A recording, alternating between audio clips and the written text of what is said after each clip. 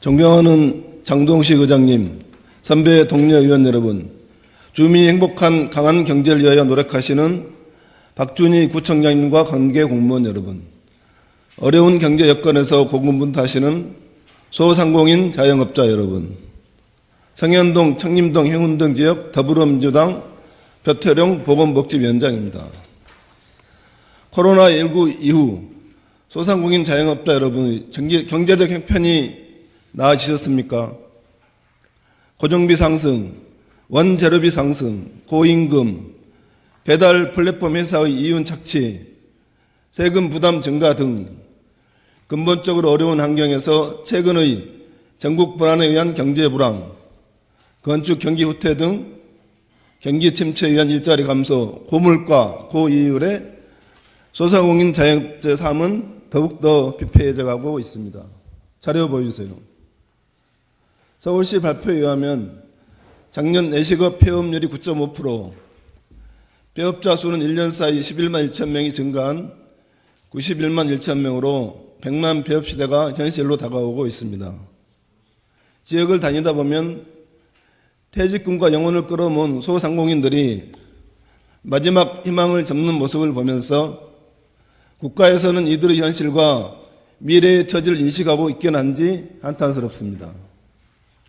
소상공인 자영업자는 지역 경제의 중추이며 그중에서도 외식업은 산업이라 불리울 만큼 고용 효과가 크기 때문에 국가적으로 활성화 정책이 필요함에도 정책 부족의 현실이 고용 효과가 큰 대형업체 위주로 폐업이 늘고 있어 특단의 대책이 없는 한 고용 감소와 서민 경제가 뿌리까지 마르게 될 것입니다. 자료 보여주세요. 최근 5년 관악사랑 상품권 발행 현황입니다.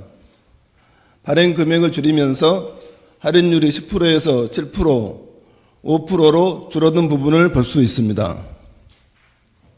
소상공인의 매출을 늘려주는 지역화폐 확대 발행과 현재 5% 할인율은 주민 호응도가 미약하여 예전처럼 10%로 발행할 필요성이 있고, 지역화폐 발행이 코로나19 시기의 소상공인 자영업자 매출 확대의 마중물이 된 점을 고려하여 차후 정책에 반영해 주시기 바랍니다. 자료 보여주세요. 다음은 수익의 절반은 이상을 내주면서도 배달 플랫폼 사업자에 의지하고 있는 소상공인 자영업자의 실정에 대하여 살펴보겠습니다.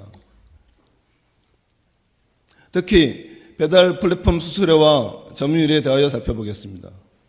서울시는 공공앱 땡겨요는 수수료가 2%인 반면 요기요 12.5%, 쿠팡이츠 9.8%, 배달의 민족은 6.8% 플러스 광고료 별도로 민간앱의 수수료 평균 10% 이상의 점유율은 94%입니다.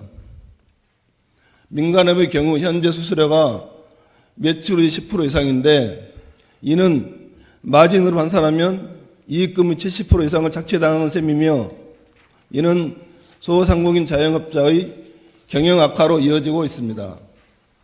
역설적으로 코로나19 때 활성화된 배달 플랫폼 사업이 소상공인 자영업자의 사업 수지를 압박하고 매장 방문 고객을 잠식하여 공정한 경쟁과 자영업 활성화를 해치는 공료가 된 플랫폼 회사의 배달 수수료 인하 필요성에 지난 7월 정부에서는 마련한 상생협의체 합의안은 이미 실효성이 없다는 업계의 판단입니다. 자료 보여주세요.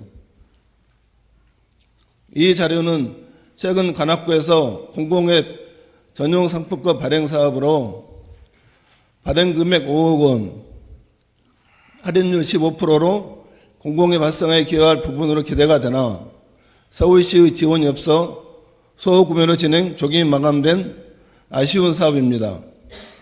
어려운 시기에 이 같은 적절한 사업을 확대하여 수수료 2%, 시장 점유율 6% 내외인 공공배달앱 시장 점유율 확대에 대한 적극적인 지원 정책이 필요하다고 봅니다.